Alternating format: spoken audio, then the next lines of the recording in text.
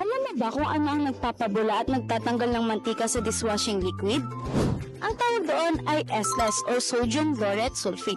Ito ang main component na nagpapabula, nagtatanggal ng mantika at nakakapagpabilis na matanggal ang mga sebo sa pinggan. Kapag walang SLS, mahina ang bula at kung tama ang formulation, tsak na malinis at tipid sa gamit. Pero tandaan, hindi paramihan ng SLS ang labanan. Dapat tama ang timpla para hindi harsh sa kamay. Sa tamang formulation, balance ang bula, siguradong malinis at safety. Kaya dapat marunong ka magtimpla kung gusto mo magnegosyo.